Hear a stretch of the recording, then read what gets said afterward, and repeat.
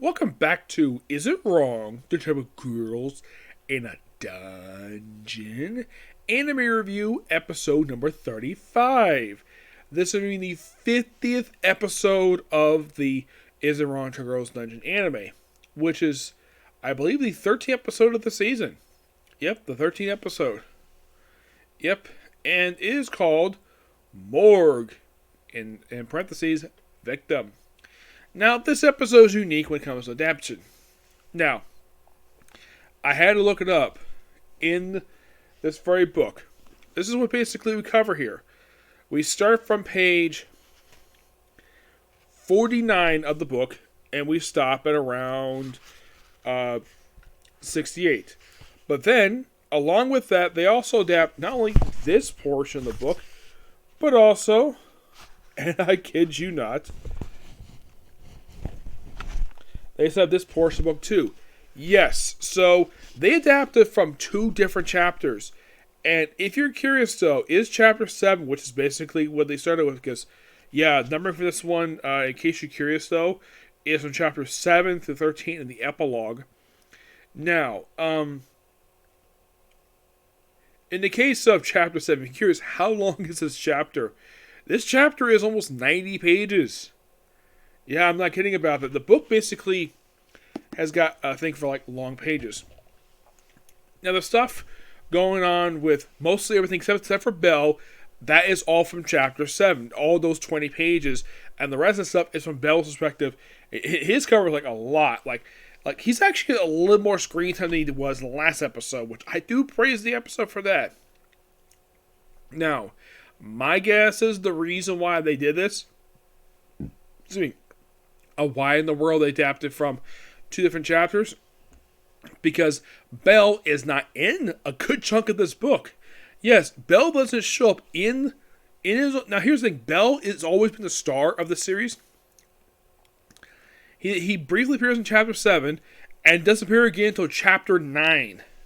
Yeah, he is absent for a long period of time, almost like over 100 freaking pages before he finally shows up again.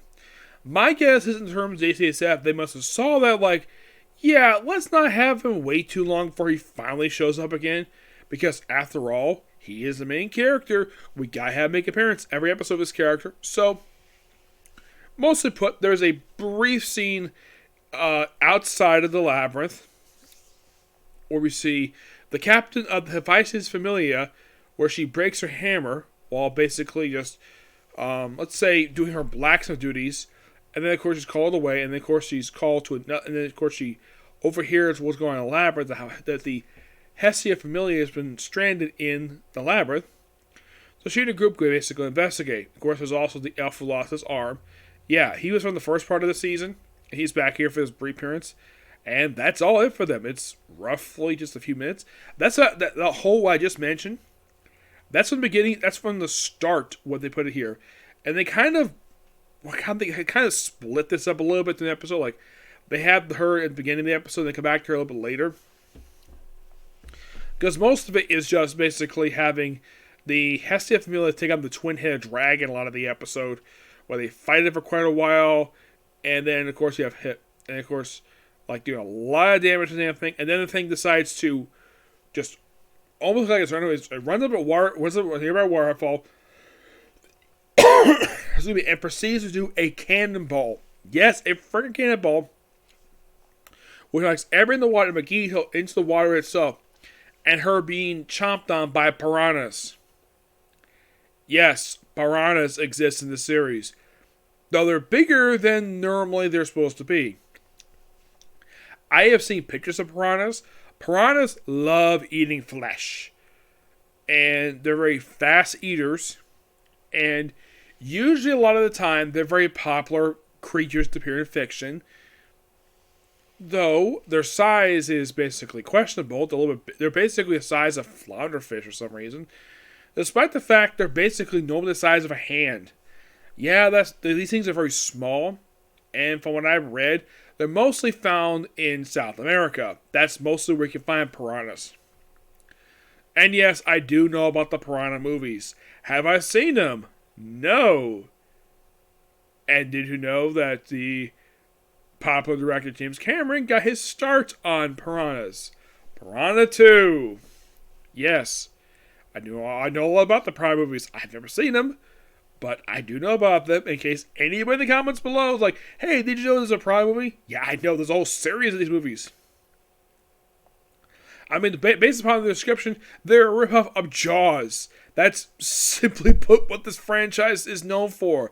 It's a ripoff of Jaws because it's the same type of premise, except having a giant shark attack people. It's a freaking giant piranha.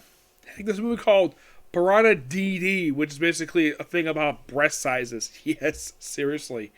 Yeah, so, and of course, if Ivisia, that's the Fox girl, she gets basically blasted by flames while saving Cassandra and Lily from it.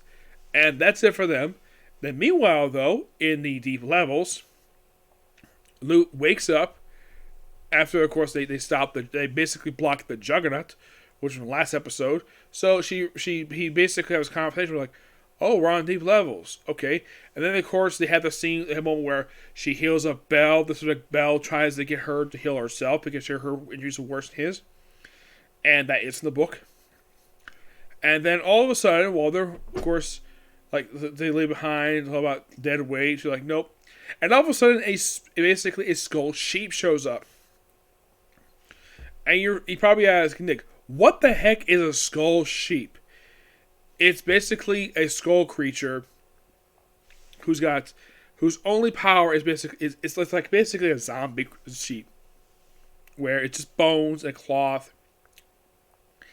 Yeah, I'm not gonna blame JC's staff for this particular creature of its creation. I'm gonna blame the original writer for this because he created this particular creature. So, yeah, the way JC staff presented the episode, it's fine, and Belle beats it pretty easily by stabbing it through its monster crystal.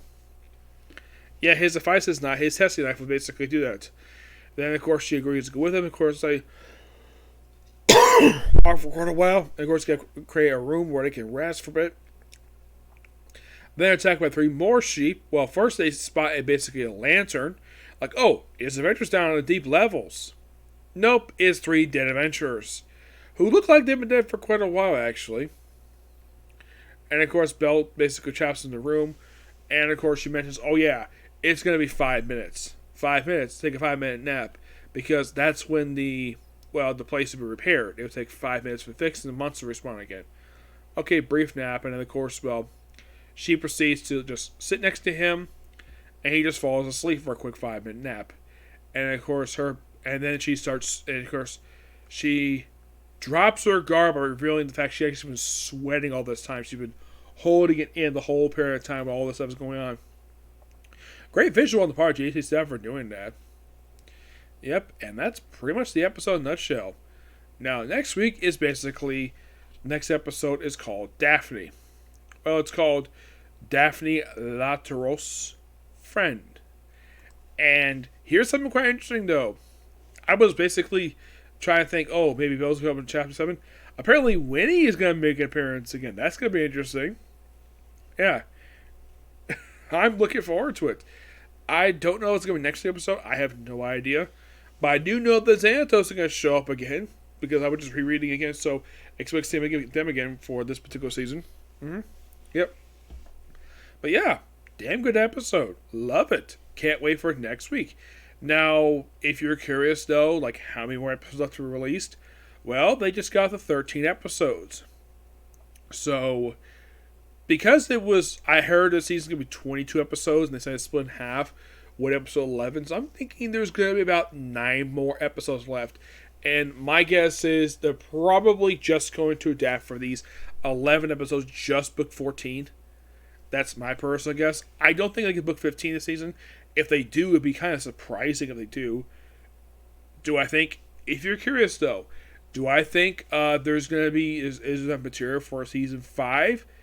Yes. Yes, there is. As a matter of fact, the 4th book has been released, the 18th books have been released really soon.